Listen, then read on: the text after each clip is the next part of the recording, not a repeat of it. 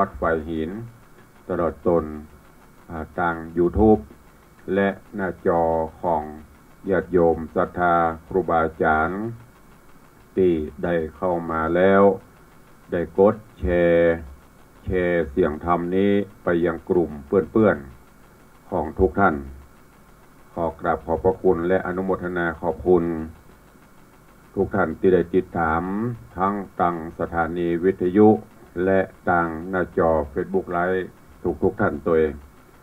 รายการนี้ดำเนินโดยกล่าวกับผมอาตมภาพพระครูวิสิตศรีลาภรณ์เจ้าคณะตำบลป่าแดดเจ้าอาวาสวัดวังสิงห์คำตำบลป่าแดดอำเภอเมืองจังหวัดเชียงใหม่หรือตุลุงในวังเป็นผู้ดำเนินรายการ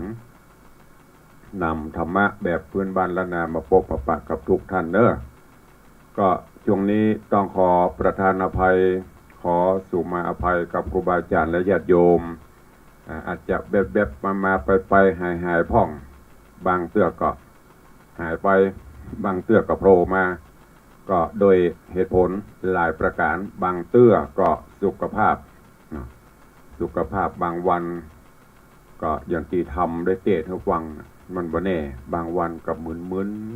เพราะสังขารธรรมมันบ่เที่ยงมั่นแปรเปลี่ยนไปแปรผันเปลี่ยนไปบางวันก็มีศาสนกิจที่ต้องปฏิบัติก็เลยพรุโผล่พ่องต้องขอสุมาอภัยกับทุกท่านตัวเองก็ปะกันวันนี้อากาศก็รู้สึกว่าครึมถ้าวันไหนมีลมกระโชกลมพัดมาพ่องก็ทำให้อากาศจะดีขึ้นพ่องท้องฟ้าก็จะแจ่มใสมาพ่องหมอกควันจางไปแต่วันไหนตีหนิมผิวนี่อันนั้นน่ะเป็นหมอกเป็นควันก็รอความหวังจากพระพิรุณเปิ่นพยากรณ์จะมีฟ้ามีฝนมีอย่างมาก็ดีใจมาพ่องแต่ก็หายไปเสียแต่ก่อนปีเนี่ยจะได้ก็คงจะมีอยู่จะได้ก็ตามก็เป็นกำลังใจกับทุกท่านเนอะดูแลสุขภาพกันไปวันนี้ก็ขอทุกท่านมีความสุขกายสุขใจสุขภาพพระนามัยสมบูรณ์ตัวเมื่อตะวาตังสังฆมณฑลหนเหนือ17จังหวัดตั้งแต่นครสวรรค์ขึ้นมาตะวานี้ก็มีพิธีพระราชทานหรือประธานสัญญบัตรพัดยศมอบถวายแด่เจ้าคณะพระสังฆาธิการครูบาอาจารย์ที่ได้มีคุณูปการในทางพระพุทธศาสนากับประเทศชาติบ้านเมืองวันนี้เจ้าพระคุณสมเด็จพระมหาวีระวงศ์กรรมการมหาเถระสมาคมเลขานุการเจ้าพระคุณสมเด็จพระสังฆราชได้มาปฏิบัติหน้าที่แทน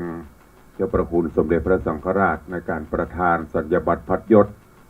กับเจ้าคณะพระสังฆาธิการครูบาอาจารย์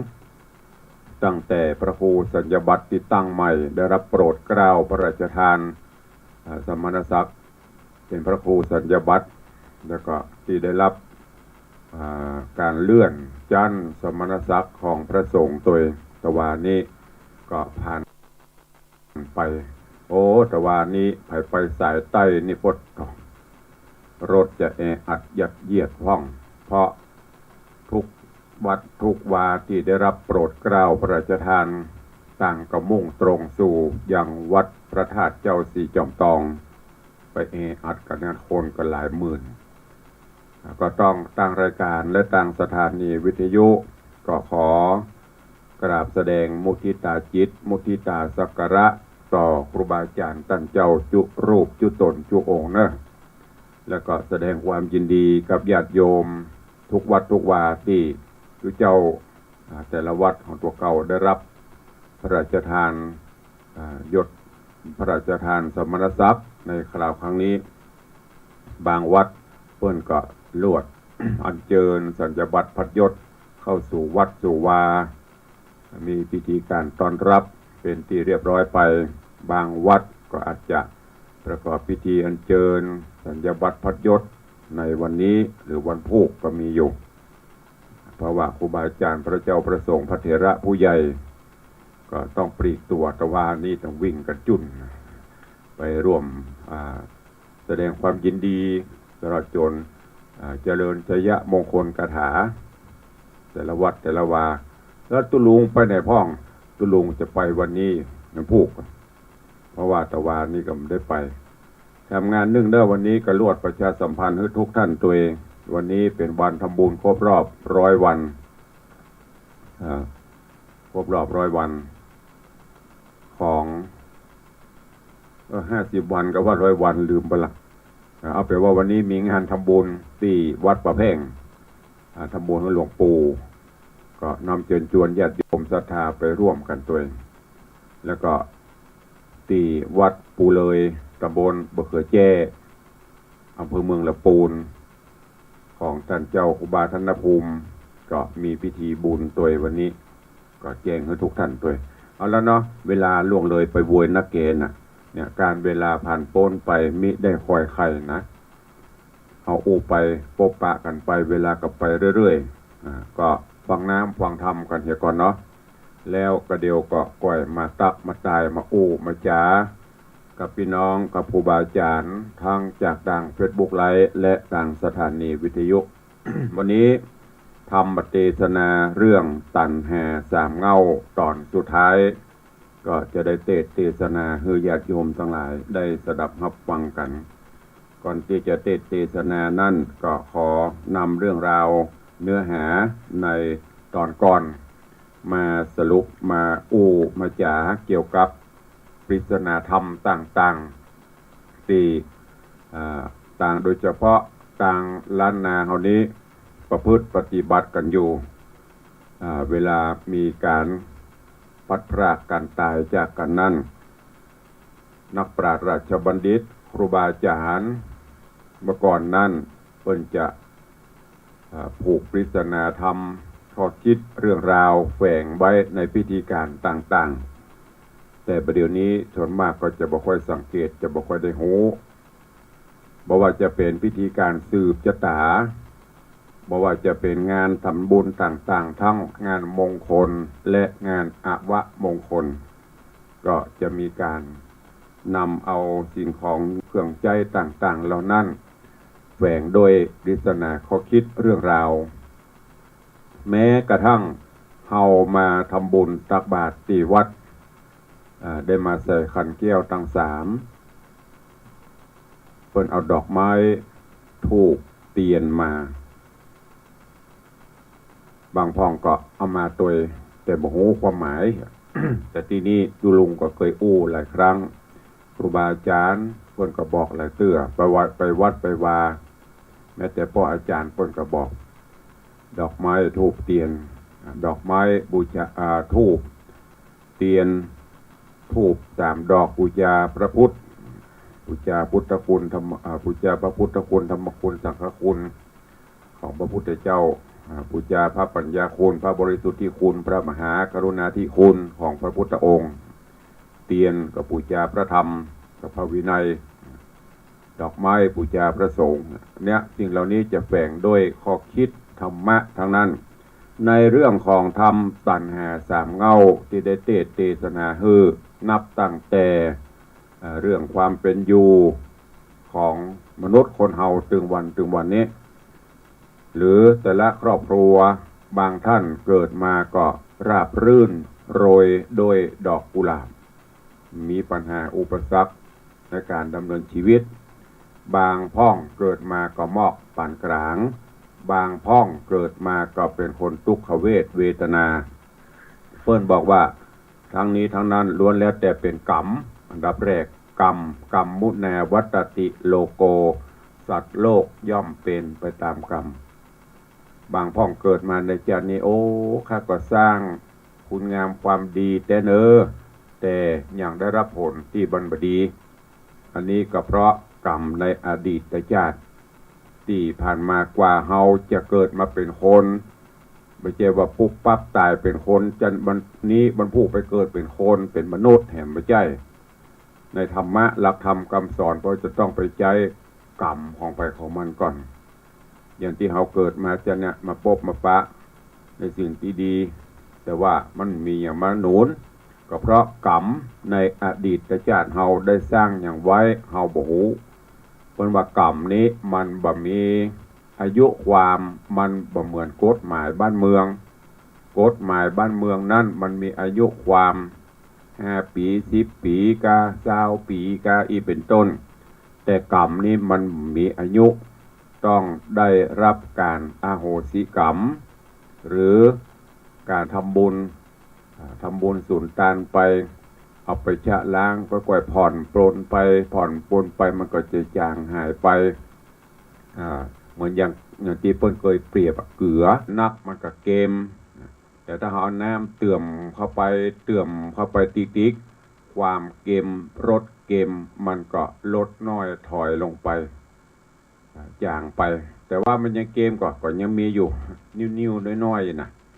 เหมือนเดียวกันการทำบุญสุนทานเนี่ยก็จะไปช่วยชะล้างไปและที่สำคัญให้มันเรื่องความเป็นอยู่เมื่อเราปฏิบัติตามหลักศีลหลักธรรมจะไปโตยตามโลกลำไปตาหันก็เกิดตัณหาเนี่ยตัณหาสามเงาที่มาเนี่ยตัณหานั่นตัณหานี่อย่างที่ความฮักความผูกพันฮักลูกฮักเต้าที่ตุลุงเทศจบปัตตวาเวลามีคนตายที่เปิ้นเอาเชือกเอาฝ้ายมาแปลงก็มีปริศนาธรรมของเขาได้คิดถึงวันมันเป็นเช่นนั้นจะไปหั่นไปนี่ไปกินไปตานไปสร้างคุณงามความดีห่วงเข้าห่วงของห่วงผัวห่วงเมียห่วงลูกห่วงเต้าแต่ก็เป็นธรรมดาเด้อของคนเขาที่จะต้องห่วงแต่อย่าไปฮื้อมันมีอำนาจนักลำไปห่วงตัวเก่าตัวพ่องสร้างเติมคุณงามความดีเติมบุญให้ตัวเก่าพ่องบางพ่องนี่ห่วงสปะห่วงลูกห่วงเต้าไปกินไปตานก็บ่ได้ไปหั่นไปนี่ก็ไม่ได้ไปสุดท้ายมาเฮาบ่ได้สร้างที่เฮากินถึงวันอยู่ถึงวันนี้กินของเก่าเฮาเนอะของเก่าอย่างกับบุญกุศล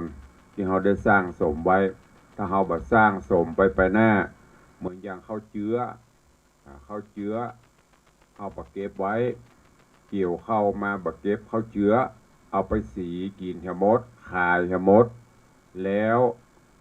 ปีนต่อไปล่ะจะเอาหยังมาหว่านจะเอาหยังมากิน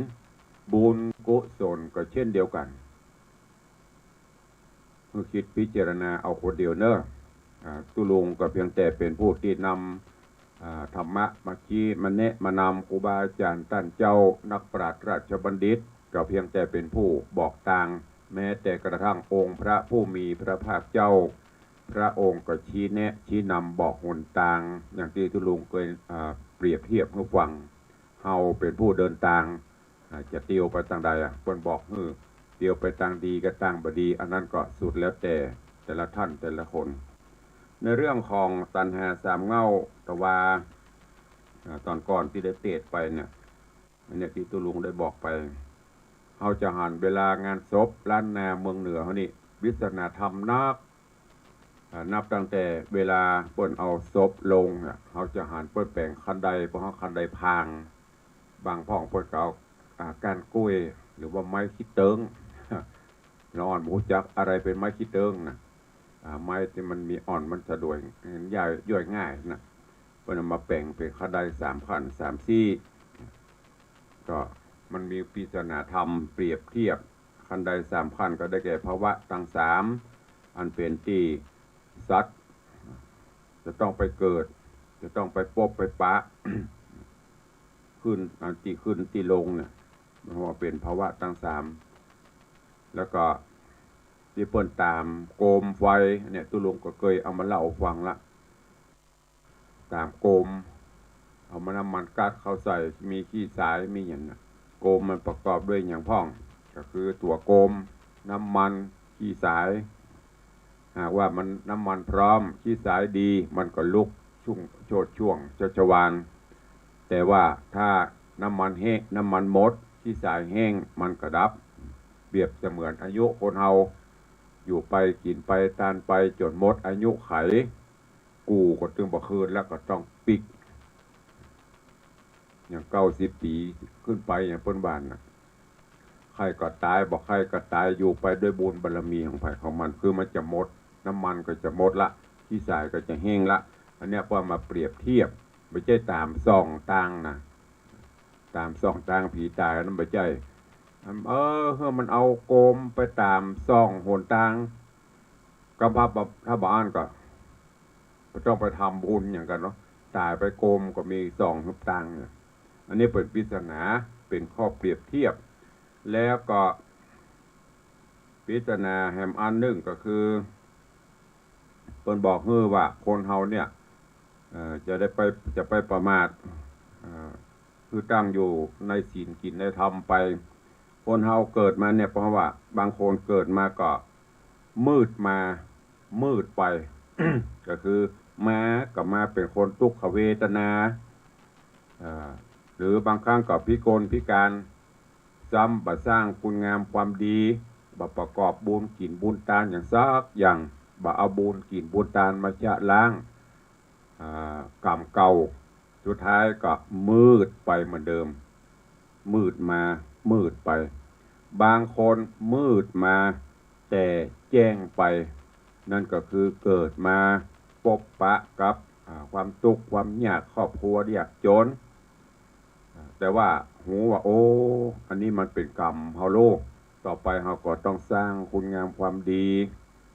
อดทุกข์อดยากปั่มเปงบารมีทำไปสร้างบุญกุศลมีศีลมีธรรมอยู่ไปตามน้ำตามธรรมไปอันที่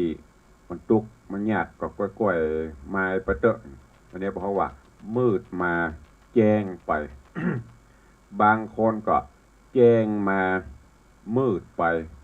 แจ้งมามืดไปก็คือเกิดมาพบพระพุทธศาสนาพบนักปราชญ์ราชบัณฑิตพบปะแต่สิ่งที่ดีที่งามพบศีลพบธรรมมาพบองค์พระผู้มีพระภาคเจ้ามาพบพระพุทธศาสนาพบแสงสว่างที่ดีประกอบกับมีฐานะหลักฐานครอบครัวดีแต่ประมาทถือว่าโอ้กูเกิดมาได้บุญกุศลกูร่ำกูรวยบ่กีนบ่ตานบ่เสียสละบ่สร้างคุณูปการไว้ใจกินของเก่ากินบุญเก่าบุญเดิมไปสุดท้ายตอนไปก็มืดไปตอนมาได้แจ้งลึงตอนไปแค่ดับหมดมืดตื้อตืองมต่างไปบางคนก็แจ้งมาแจ้งไปนั่นก็คือเกิดมาแล้วพบปะครอบครัวที่ดีหรือปานกลางหรือพ่อแม่ที่ดีบ่คัดโซนนักหมอกมาให้ไปดีเนี่ยมีกินมีใจก็สร้างบุญกุศลเสริมเติมเพิ่มขึ้นไปบำเพ็ญบุญกุศลเสียสละประโยชน์ส่วนตนเพื่อประโยชน์ส่วนรวมสร้างบารมีธรรมเอาศีลเอาธรรมเป็นสรณะเอาพระรัตนตรัยเป็นที่เปิ้งบะแก่งบะแย่งจริงดีบะอิจฉาตาฮ้อนไผสร้างบุญกุศลไปทางหน้าเขาก็ไปสบายเนี่ยพอแจ้งมาแจ้งไปเนี่ยบุคคลเขาต่างๆมันมีนะแต่บัดแต่ก็ลองไปสังเกตลองไปเปรียบเทียบเองแล้วท่านทั้งหลายอยู่ในประเภทไหนมืดมากามืดไปกามืดมาแจ้งไปกาแจ้งมามืดไปกาหรือว่าแจ้งมาแจ้งไปกาลองเอาไปคิดไม่มีใครรู้เท่ากับตัวเองนะครูบาอาจารย์เพิ่นก็บอกอย่างที่ตุลุงบอกนะตุลุงก็เอา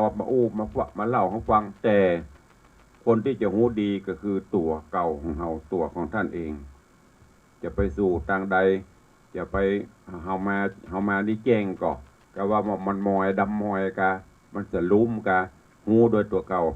แล้วก็มันเป็นเพราะอะไรแก้ไขด้วยตัวเก่าของเฮาไปอันนี้ก็จะนำพาให้เฮาท่านทั้งหลายได้ประสบ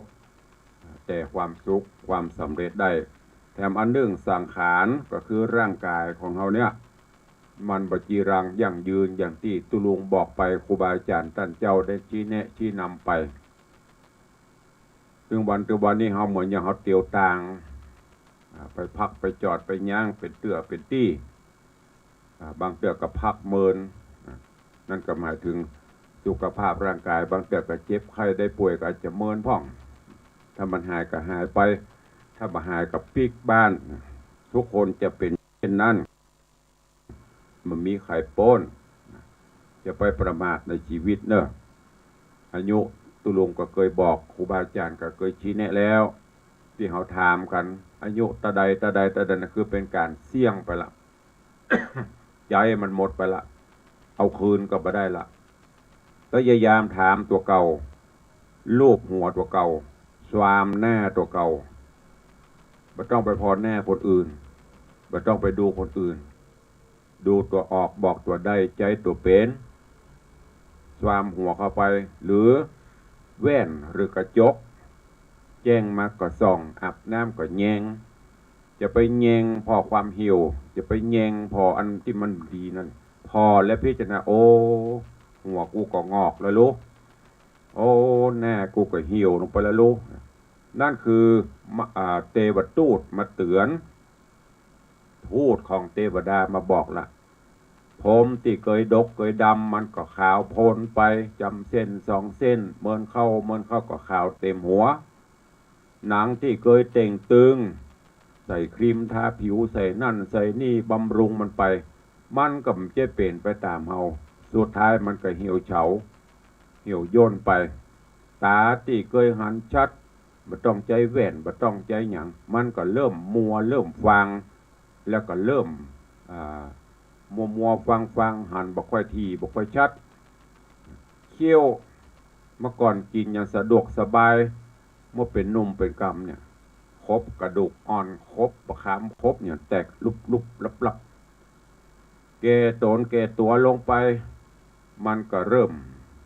เอาออกไปกำซี่พ่องความปวดเคี้ยวเจ็บเคี้ยวถอนเคี้ยวซาวเคี้ยว40เอาออกไปที่เราเนี้ยญาติโยมทั้งหลายเตือนเฮาได้ตลอดแต่คนประเด็นนี้มักจะถูกอวิชชาความหูปิดบังไว้ไปเสริมไปเติมไปแต่งฉีดนั่นฉีดนี่เข้าไป คนประเดี๋ยวลองสังเกตพอยิ่งสถานเสริมความงามพุดขึ้นมาเหมือนดอกเห็ดก็เดี๋ยวก็ไปเสริมหูดังไปเสริมเก่นตา2 จั่น3 จั่นอันนั้นไปเสริมแต่งไปนอกมันบัจีรังยั่งยืนสุดท้ายก็เหี่ยวอยู่ดีจะดึงตั้งหลังจะดึงตั้งหน้าจะได้ก็จ้างสุดท้ายมันก็เปลี่ยนไปตามสังขารธรรมพยายามดึงความดีของเฮาไว้สิ่งเหล่านี้มาอยู่กับโลกประเมินแต่กุศลคุณงามความดีนั่นอยู่กับเฮาเมินอันเนี้ยธรรมะนี่มันใจจริงไกลตัวนะญาติโยมทั้งหลายอยู่ใกล้ตัวเฮาเนี้ยถ้าเฮาบ่คิดเฮาบ่พิจารณาฟังเข้าหูซ้ายออกหูขวาเหียใจชีวิตผ่านไปเป็นวันสุดท้ายเมื่อวันนั้นคือวันที่เราจะต้องปัดต้องพรากต้องจากต้องไปคนเดียวไม่มีใครไปกับเราโยมทั้งหลายสังเกตว่าเวลาไปงานไปการที่นับเดียวเพิ่นจะคือเอาตั้งจิตสงบจิตตั้งจิตอธิษฐานภาวนาเนอะ3 นาทีกันนาทีก็อย่างถึงแม้จะนาทีเดียวนั่นน่ะอันนั้นแหละเงียบปิ้งดับปิ้งได้ยินแต่เสียงหายใจพุ่นเปรียบเสมือนว่าเนี้ยเฮาอยู่คนเดียวเฮาไม่มีใครอยู่รอบข้างสักคนนะแล้วก็วันหนึ่งเฮาต้องประสบพบอย่างเงี้ยแม้แกไปเหี่ยวไปจ้าเผาเฮาบึ้งก็เดี๋ยวเบิ่งกับปีกหมดมีไผไปตัวเฮาสักคนน่ะต้องไปคนเดียวเปลี่ยวเอกามีแต่พี่บุญกับพี่บาปจะขนาบข้างเฮาไปลากเฮาไปสร้างบุญกุศลไว้นักบุญกุศลก็จะนำพาเฮาไปที่ดีสร้างบาปไว้หลายบาปก็จะนำพาเฮาไปที่บดีนี่ฝากไว้กับทุกท่านเนอะที่ได้นำมาเทศนามามาจากเกี่ยวกับเรื่องของตัณหา3 เงาตั้งแต่ผูกที่1มาจนกระทั่งวันนี้อันเป็นผูกสุดท้ายเหลือแถมน้อยจะจบละก็เชิญญาติโยมทั้งหลายได้สดับรับฟังพระธรรมเทศนาในตัณหา3 เงาผูกสุดท้ายตอนสุดท้ายณโอกาสบัดนี้ นะโมตัสสะภะคะวะโตอะระหะโตสัมมาสัมพุทธัสสะ าธาโบดูลาโสตุจนะสัพปุริสะตังหลายจังยิงได้ใจม้วนหมู่ติได้ปากันอยู่ทอมทาดาฟังยังรัสธรรมเทศนาตอนหาสามเงาล่ำดับมาแถมแล้วเราผูกสุดท้ายตอนสุดท้ายเนินนาขอเชิญศรัทธาตั้งหลายหนุ่มท้าเอาจูงตั้งจิตใจเล่าทอมทาดาฟังต่อไปไปนานี้แหละนาอันว่าโลกาโลกในปัจจุบันนี้นาภัยยะหากมีมาเดือดลายกับตังปนตะลายก็เกิดมีมาทอมท่าจ้างป่าคนเฮาโตกต่ำจ้าและคาขาดจีวังอันว่าภัยยะภัยยังเนนะย่อมเกิดมาก็พ้นตั้งหลายลุ่มฟ้ามาเข็นคาแก่ชีวิตของคนภัยยะจำพวกหนึ่งนามาบานดาลดนเหือเจ็บใครได้เป็นพยาธิเป็นโรคาร้ายราชทรมานมันเกิดมากับอาหารการกินมาใหม่อันเขาแป้งใส่หื้อดีลำจวนขับจำหือซื้อใจแลกอาหารแปลกลอดลวงตาพ้องก็ปลอมแปลงมาลวงลายหือได้จำนายเงินดีใส่ตังแสงสีแต่งยองหือได้แต่งหือได้ต้องตื่นตาคนเฮาล่อลวงเผาจุหลอกหาตั้งออกกับการกระทำผิดเป็นทุจริตบ่ชอบบ่ประกอบด้วยสัมมาอาชีวกรรมภัยยะแถมจำพวกหนึ่งนาเกิดมาจากคนปาลาใบบาปคือคนบ่สุภาพต่างศีลละธรรมคนใจดำกระยาบเอาตังบาปเป็นอาชีพเป็นตั้งหากินเข้าออกบอดใดต่างหลอกก็เอาต่างลวงและจุไล่คนใจง่ายโดยโมหะตัณหาปัญจศีลาหาเส้นมันบ่เว้นบ่แวสักอันมาเป็นคนหันแก่ตัวขนาดใจนั้นฉลาดแกมโกโหงวามวายโลงต่ำตาไอป้าตัวไม่สู่อเวจีกระทำให้คนดีเดือดฮ้อนทุกทางคอนมาปานเจเลนาภัยยะจำพวกนี้นามันหากมีมากบอกวันประมาทลาซาฮือมีสติปัญญาดันสอดฮือหูรอดเติงตันว่าคนเฮาหานแต่ใดก็เปื้อตัวตันหามันมาไม่เผาโลนป้ากันถอยโหนหนีจากศีลธรรมพระเจ้าหากบอกเข้าถึงใจจะแลนาสะปะหมู่มวลภัย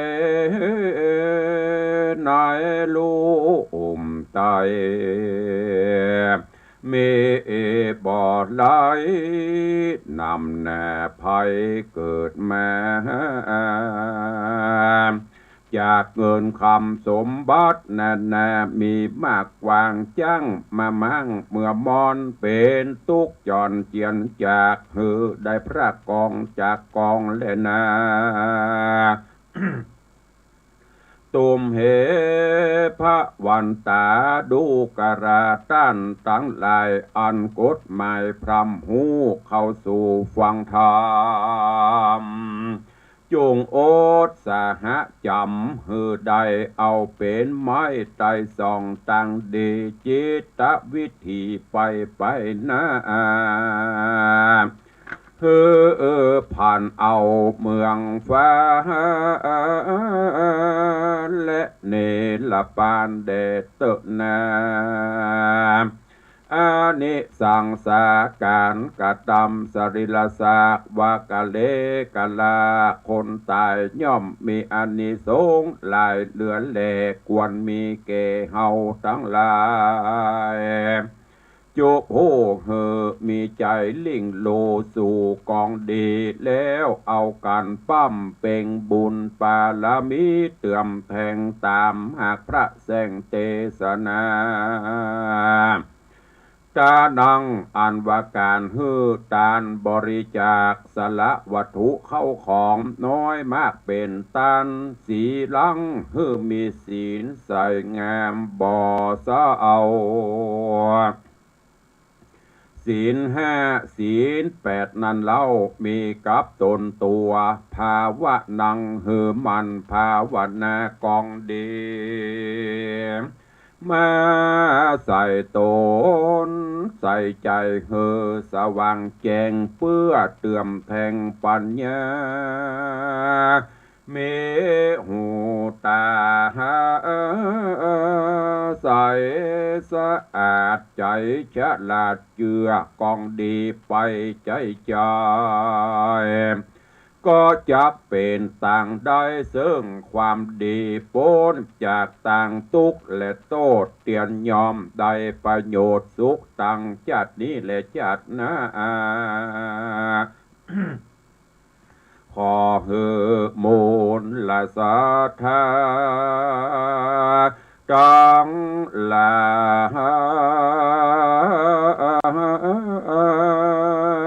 ตีได้ฟังธรรมบัดเทศนานิสายเรื่องตัณหาสามเงาโนดเนินนายฟังแล้วใส่หือนำไปคิดพิจารณาแล้ว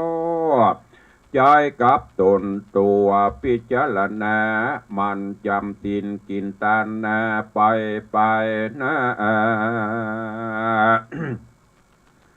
ก็จากพ้นจากโลกาพญาตจักอยู่ดีมีสุขกายสุขใจขอกุลเกี่ยวเจ้าตั้งสามประการได้ปกห่มเจ้ามูลลาศรัทธาสามณศรัทธาและมูลลาศรัทธาตั้งหลาย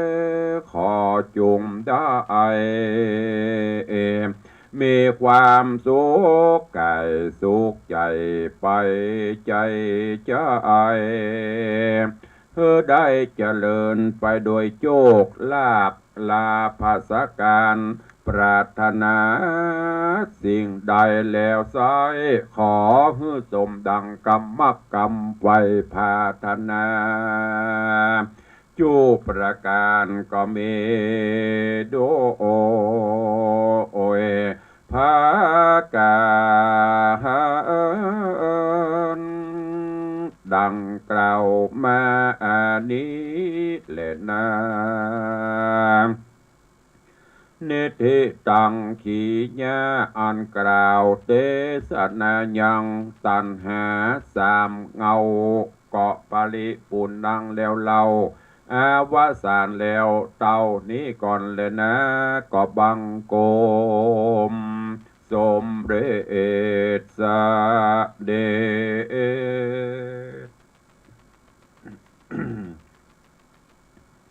จบปริปุณังไปตัณหาสามเงาสามผูกเอามาซอยเป็นตอนเทศนาฮือสาธุชนญาติโยมทั้งหลายได้รับฟังพร้อมกับสรุปและก็เน้นบางช่วงบางตอนก็หวังว่าคงจะเป็นที่เข้าใจญาติโยมทั้งหลายเนาะ ตุลุงก็คงบ่ต้องสรุปบ่ต้องไปบรรยายเน้นทำละตะกี้ก็บรรยายให้ไปฟังไปหมดละเก็บแกะก่อนไกลเอาเนอะเอาไปคิดพิจารณาใจในคราวใดที่เกิดความโศกาอาดูลโศกเศร้าเหมาใจมันมีภัยจะเป็นที่เปื้องได้เนอะนอกจากธรรมะบางเตื้อก็ลองถ้าเกิดความเครียดเกิดอย่างขึ้นมาบ่ม่วนใจก็ลองนั่งที่อันสงบใต้ต้นไม้กาหรือหน้าห้องพระก็ลองพิจารณาสัก3 นาที5 นาทีเดี๋ยวมันจะมีสิ่งดีๆเข้ามาเนอะลองเอาไปใจลองฟังกรรมตุลุงในวังเถอะบางเตื้อแม้แต่ตุลุงก็เหมือนกันนะมันจะว่าเหมือนบ่เหมือนนะบางเตื้อเขามีอันนั้นอันนี้ที่มันม่วนก็เข้ากรรมฐานเนี่ยพิจารณา3 นาที5 นาที10 นาทีอย่างที่ภาษาธรรมะพวกเขาปรีกวิเวกเกี่ยวผัวโคตรมีโคตรคือเมียกะเมียเขิดโคตรคือผัวมีอย่างที่มันแบบเข้ามาแบบสบายใจตั้งหูตั้งกายตั้งใจนะลองพอไปหาที่สงบนิ่งสักกัมนึกถึงใบนึกถึงพระพักหรือแน่ของพระพุทธเจ้าแน่พระเจ้าเถอะไปแน่นึกถึงแน่ป่อแน่แม่พิจารณาเอาหายใจเข้ายาวๆหายใจออกยาวๆนะก็เดี๋ยวมันจะมีอย่างดีๆแวบเข้ามาคนเดียวคิดไม่ออกบอกไม่ถูกเนี่ยเอาพระรัตนตรัยเกี่ยวเจ้าเป็นที่เปิ่งเนอะฝากไว้กับทุกท่านตัวตอนนี้ไปก่อนที่จะได้ตักตายพี่น้องศรัทธาญาติโยมก็ขออนุโมทนาขอบใจขอบคุณกับญาติโยมเนอะใกล้ปีใหม่เข้ามาถึงวันละปีใหม่ก็เหมือนกันก็มีคนถามมาตลอดแม้แต่พระเจ้าพระสงฆ์ไปฮับกินฮับตาลก็ปะกันก็ถามปีนี้เข้าวัดหรือว่าเอาวันไหนก็บอกแล้วอธิบายแล้วอู้แล้วหลายครั้งหลายเตือนแล้วว่ายึดถือเอาปักกระตืนหรือปฏิทินตามที่เปิ้นคำนวณเอาเพราะว่าเขาอยู่ด้วยกันมานั่นคือทั้งพุทธทั้งพราหมณ์ทั้งอย่างมันผสมกันแต่ถ้าอู้ถึงตามหลักคำสอนของพระพุทธเจ้าจริงๆ อย่างที่ตุลุงได้บอกครูบาอาจารย์ได้บอกนะวันใดก็ดี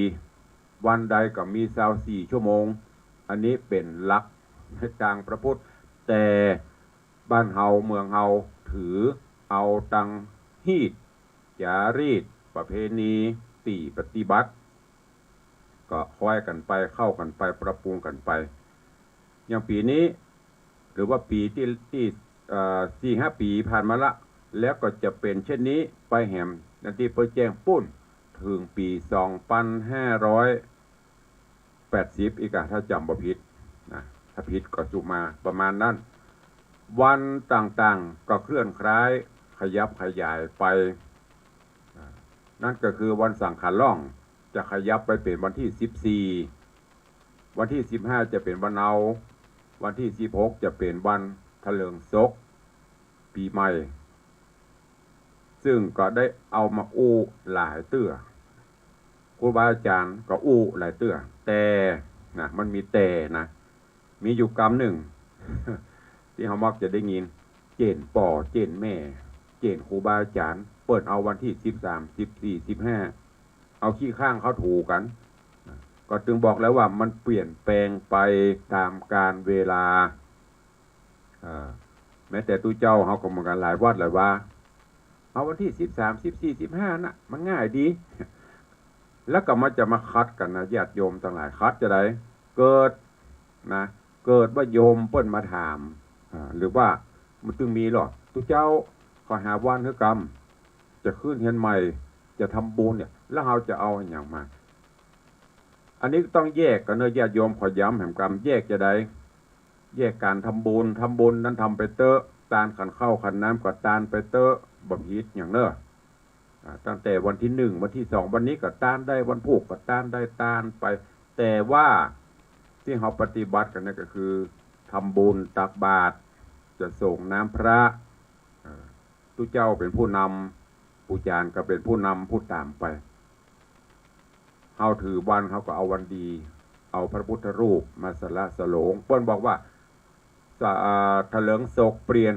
ศักราชราศีย้าย เวลา 20 นาฬิกากะถ้าตุลุงจำประพินนะ8 โมงเมื่อคืนบุญอันนี้เป็นประเพณีที่เขาถือวันดี แต่ถ้าเขาบ่ถือวันไหนก็ดีอันนั้นก็สุดแล้วแต่บ่ต้องมาเถียงกันเนอะบางพ่องเก้า14บางพ่องเก้า15มันจะเป็นอย่าง ทุเจ้าเขาก็สำคัญถ้าทุเจ้าเขาปฏิบัติหรือว่าอู้ง่ายๆไม่ใช่ปฏิบัติถ้าทุเจ้าเขา13 14 15มันง่ายมันมีไผมาแมงคือ13 14 15ก็คือเพิ่นทำของเพิ่นไปเขาก็ตั้งบาตรตั้งขันตั้งอย่างตามปกติบ่เปลี่ยนแปลงแต่ว่าวันที่16มาเจ้าเขาก็ประกาศสถาวันนี้เนอะเป็นวันพญาวันทะเลิงศกเป็นวันดีบอกไปเสียมันก็จบละมันต้องไปเถียงกันหลายๆอย่างที่มันบ่เข้ากันนะมันก็เป็นกรณีถกเถียงกันไปอยู่ถ้ายึดตามหลักพุทธศาสนาดีหมดอ่ะวันนี้ก็ดีเอาว่าวันนี้วันดีก็ลังลุกมันแล้วไปตบหัวเพื่อนกันไม่ไปดีจะได้ทุกอย่างก็สรุปให้ฟังง่ายๆเถียนเนอะก็ปีใหม่เฮาประเพณีที่เขาได้ปฏิบัติกันมากับโขนทรายใส่วัดเดี๋ยวมันได้โขนละบางวัดเพิ่นก็โขนอยู่ที่เพิ่นมีตีมีอย่างแต่บางวัดก็ไม่ได้โขนละเพราะอันเนี้ยคือสภาพความเปลี่ยนแปลงอย่างที่อู้ย้อนมาตะเกียอันเจนพ่อเจนแม่เจนพ่อเจนแม่ก็เจนพ่อเจนแม่เพื่อโขนทรายเข้าวัดหรอแล้วเดี๋ยวนี้มันมีโขนนะถ้าจะอู้กันด้วยเหตุด้วยผลจริงๆได้บัทกเถียงกันนะว่าก็ซื้อก็กันนี่ก็ไปโขนทรายกันเนาะก็ช่วยกันแปลงสภาพภาวะมันเปลี่ยนการเวลามันก็เปลี่ยนแล้วก็ปรับเปลี่ยนกันไปอันนี้ตุลุงไม่ได้ว่าไปเนอะเอาเหตุเอาผลมาอู้ให้ฟังนะต้องอู้กันด้วยเหตุด้วยผลโขนทรายเขาก็ไม่ได้โขนลักก็ซื้อเสวียนไม่ได้ก็จ้างเปิ้นแปลงประเพณีนี้ก็มีมาปฏิบัติมาเขาก็ปรับเปลี่ยนกันไปเนอะก็โดยเฉพาะโขนทรายตานตุงตานไม้กำก็เป็นประเพณีฮีดหอยทางญาติโยมสถานบุญเขาก็ได้ร่วมกันปูจาเป็นเจ้าภาพไม้กำก็ดีทรายก็ดีในแต่ละวัดแต่ละวาในสายบุญที่ร่วมทำบุญกวยตุลุงมาก็หลายก็ขอบคุณอนุโมทนาบุญกับทุกท่านตัววันนี้ก็มีเจ้ามูลศรัทธาที่เพิ่มเติมเข้ามาเนอะขอบคุณอนุโมทนาบุญกับโยมณัฐพลพงษ์ทวีการร่วมทำบุญไม้กำ1 เล่มบริจาคตุง1 ตัวประจำปีกระต่ายแล้วก็หอมทราย100คุณโยมนางสาวกาญจนีพงษ์ทวีการไม้กำ1 เล่มแล้วก็ตุง1 ตัวทราย100โยมแม่รัตดาตนตรงร่วมทำบุญไม้กำ1 เล่มหอมทราย100แล้วก็ตุง1 ตัวประจำปีมะรงของโยมกาญจนีนี่ประจำปีจอแล้วก็มีโยมสุรัตน์อินทกูลร่วมทำบุญไม้กำ1 เล่มแล้วก็มีโยมสายันอินทกูลโยมบาลีอินทกูลไม้กำ1 เล่มแล้วก็มีโยมแม่คำปันสตุลนายสมศักดิ์สุริยพันธ์นางสาวสรยามีเจริญไม้กำ1 เล่มหอมสาย100ตุงแหม3 ตัวโยมแม่สุภาอุปนันท์โยมมารุตโยมมาโนดเด็กหญิงสตพรรินทกะร่วมทำบุญไม้กำ1 เล่มนี่ก็แล้วก็มีโยมแม่อัมภัยกองราชร่วมทำบุญไม้กำ1 เล่มขอบคุณอนุโมทนาบุญด้วยเนอะนี่ที่เพิ่มเติมเนอะเดี๋ยวใกล้ๆตุลุงจะสรุปให้ฟังทั้งหมดใครจะร่วมเป็นเจ้าภาพปูจาก็เจริญปอนเชิญได้ไม้กำตุงใกล้เข้ามาใกล้จะหมดแล้วเนอะหมดแล้วก็หมดเลยขออนุญาตไปตักทายครูบาอาจารย์และญาติโยมตั้งหน้าจอ Facebook ไลฟ์ก่อนเนาะเดี๋ยวเราจะไปทางบ้านเวลาก็บุยใกล้จะหมดเวลาละเจริญปอนพี่นานลาเนอะพี่นานจรันปียจันทร์ดอยซิวสันกระแปงขอบคุณพี่นานเนอะเป็นเจ้าภาพเสวียนไซเจดีไซน์มาวัดวังสีคำตี1ตะวันนี้ก็จะแปลงถวายที่วัดปะเป้านอกแห่มชุด1สาธุขอบคุณบุญรักษากับพี่นานและครอบครัวพี่น้องตัวเนอะ เจริญพรคุณโยมสลินทิพย์ปุณเลิศน้อมกราบไหว้สาเจ้าสาธุเจริญพรเจริญพรโยมแม่ปราณีพยัคไคหพลหนองแต้นสันปะตองกราบไหว้สาเจ้าสาธุเนอเจริญพรคุณโยมชนจันทร์ซอนคำกำลังเข้าชมอยู่แล้วก็เจริญพรคุณโยมชิดชบาเจริญพรโยมพี่หมอมัฒนาอัมพันธ์เนอขอบคุณพี่หนอและครอบครัวอัมพันธ์ตัวรวมเป็นเจ้าภาพตึงไม้กำตึงตุงตัวดีไซน์ตัวสาธุอนุโมทนาบุญเนอเจริญพรโยมแม่จันดีวิสุทธินันท์ไวสาเจ้าธรรมครูสาธุเนอโยมแม่เนอเจริญพร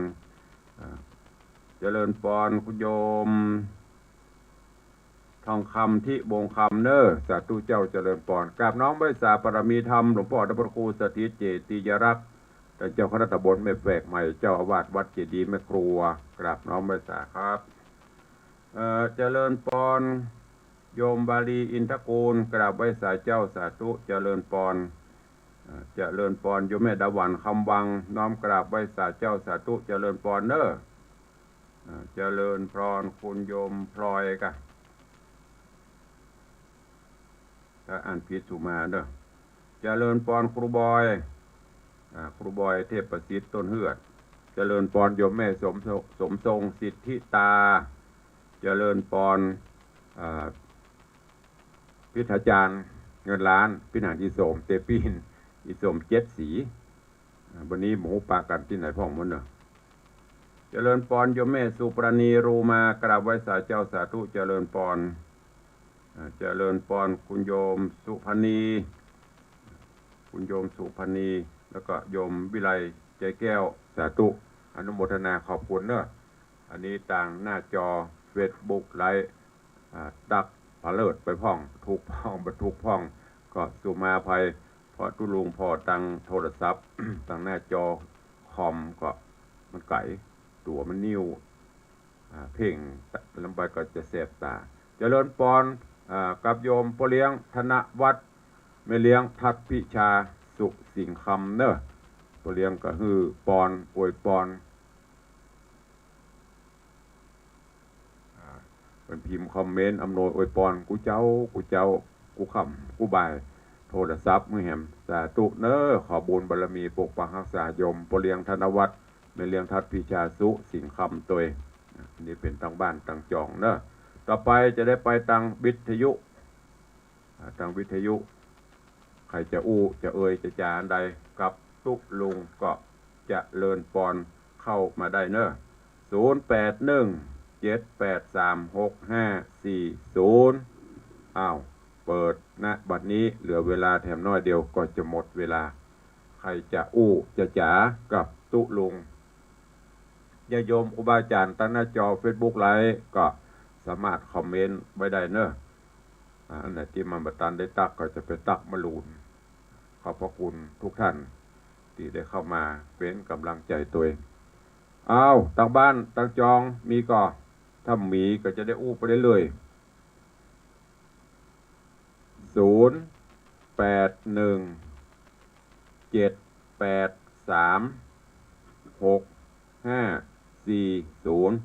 ไม่แหมลายนะไม่ได้เปิดโทรศัพท์ เดี๋ยวก่อนเปิดละเนี่ยมันจังลืมนะเดี๋ยวจะโดนเดือดเดี๋ยวพอเลี้ยงจมเปิดแล้วก็จำเปิดโทร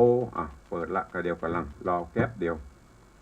มันชาร์จแบตเตอรี่มาเจ้าแล้วก็ลุกมาแล้วก็ลืมเปิดแล้วก็ว่ามันอย่างดักปิ้งนี่นะเรียบร้อยเปิดเรียบร้อยเข้ามาได้เนี่ยสังขารธรรมบัดเตียงเทพมันนะขี้หลงขี้ลืมเจริญพรเปิดแล้วติดละกำนี้อันตุลูกเจ้าเมื่อไงนี่9 โมงป่ายเข้าไปทำบุญแล้วนะเจ้าเดี๋ยวมาตึงไปเจอเพราะวันนี้ตุลุงจะไปวัดป่าเพ่งเป็นยังเอาลาบเอาอย่างมาก็ฝากเขาไว้เนี่ยเนอะไม้กำก็มีฮะพี่ก็เลือกเอาเขียนชื่อเสร็จเลยเนอะเอาเกณฑ์ดูเจ้าฮับปอนเลยมีอย่างคิดมากับมาเตอเนอะปกมาเตอบืนจะมาจัดการน้ำอะกะสาธุนะเปเดอร์อนุโมทนาบุญสาธุขอบคุณโยมพี่อัญชลีคำกิติวันนี้จะมาตานไม้กำเจริญพร กลับไปสาครับไปสาพระท่านเจ้าเป็นเงินหมื่นน้อยที่วัดสุวรรณนะคือนักบุญเจริญโอ้โยกดีใจเลยนะครับที่พระผู้ใหญ่เพื่อมาเยี่ยมมาเยียนวัดบางสงครามด้านพระโคเอากำลังใจโอ้ดีใจดีว่าเนอมีอย่างเต้าเนอดีใจเป็นเนอครับสาธุขอท่านว่าครูดูแลสุขภาพเลยเนอใกล้จะปีใหม่แล้วอ๋อถ้าลูกพระลูกวัดเลยเด้อดูแลสุขภาพโดยผู้ตนทุกองค์เด้อครับวัดดีวัดงามประเทศกันหอกันคอยไร้สาครับอนุโมทนากับปอเลี้ยงเนอสาธุบุญรักษาเจริญพรขอบคุณกับปอเลี้ยงเป็นห่วงเป็นใยร่วมอนุโมทนาดูแลกันไปขอบคุณหลายๆโทรศัพท์คือกำลังใจว่างก็มาเยี่ยมเป็นกำลังใจสงเคราะห์อนุเคราะห์กับวัดมาตลอดขอบคุณกับปอเลี้ยงธนวัฒน์แม่เลี้ยงทัพพิชาตุยตอนนี้ไม่กำกับแป่งไปเรื่อยๆแป่งไปเรื่อยมีไปเรื่อยๆจะโยมศรัทธาสามารถถ้าว่างก็แวบเข้ามาอย่างวันเนี้ยโยมพี่อัญชลีคำกิติและคณะจะเข้ามาถวายก็มาได้เนอะก็จะมีตู้เจ้าลูกวัดลูกวาถ้าหับปอนเพราะว่าวันนี้ตารางศาสนกิจของตุลุงยามเมื่อไงวันนี้9 โมงไปสวดธรรมดิยามงานบำเพ็ญกุศลศพหลวงปู่ท่านพระครูอุปถัมภ์ศาสนคุณหลวงปู่พดุงที่ วัดป่าแพ่งวันนี้ฉันเพลเสร็จกับปิกมาวัดต้อนรับศรัทธาในภาคค่ำเวลาภาคบ่ายเวลาประมาณ4 โมง 5 โมงก็จะไปเทศนาธรรมที่วัดปูเลยตำบลบะเขือแจ้อำเภอเมืองละปูนเปิดนิมนต์ไปเทศธรรมทักษิณานุปทานธรรมบุญอันนี้เป็นตารางศาสนกิจวันนี้วันพุธก็งานทำบุญสืบยตาหลวงแล้วก็ทำงานพิธีต้อนรับสัญญบัตรพัดยศของท่านพระครูจันทสรการหรือท่านบดีกาชนรงค์เจ้าวัดวัดโต่งหมื่นน้อยช่วงนี้ก็จะมีศาสนกิจ งานประเพณีส่งน้ำพระธาตุพ่องอย่างพ่องก็เริ่มมาแล้วก็ที่วัดพระสิงห์หลวงที่วัดยังยืนมาปลูก มีใครหน่อยมี2 สายสาธุสาธุสาธุตั้งสถานีวิทยุ ขึ้น104มันถึงมีเตี้ยมีปอเลี้ยงค่ะ ปอเลี้ยงนี่จะเป็นเก้าเป็นการเป็นลักอำนวยอวยพรถึงวันแล้วก็ตะกี้มีโยมพี่อัญชลีคำกิติค่ะ2 สายสาธุกลุ่มกับพระเจ้าประธรรมเนี่ยพระสงฆ์ยังได้ ถ้า96นี่โลตั้ง96นี่ยืนหยัดคงทนสาธุเนอะวันนี้เวลาหมดเวลาละได้อู้กัน2 คนก็ดีละดีกว่าบอกมีสักคนขอบคุณที่ได้โทรเข้ามาให้กำลังใจถึงแม้จะ2 คนแต่มากโดยน้ำใจขอบคุณโยมปเลี้ยงธนวัฒน์แม่เลี้ยงทัพพิชาตัวรูปธรรมบำรุงทั้งกายและใจมาโดยตลอดขอบคุณครูบาอาจารย์ท่านเจ้าญาติโยมศรัทธาที่ติดตามตั้งหน้าจอ Facebook ไลฟ์สดวันนี้เวลาหมดเวลาขอนำรายการจากทุกท่านไปก่อนปะกันใหม่ในวันต่อไปเนอะขอความสุขสวัสดีบังเกิดมีกับทุกท่านยัตตาโรธรรมาวัฏันติอายุวันโนสุขังพลัง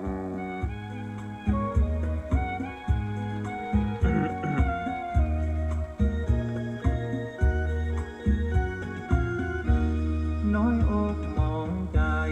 น้อยอกมองใจบ่มีภัยเจ้าเมื่อเปิ้นบ่ยอมฮักเฮาเปิ้นมา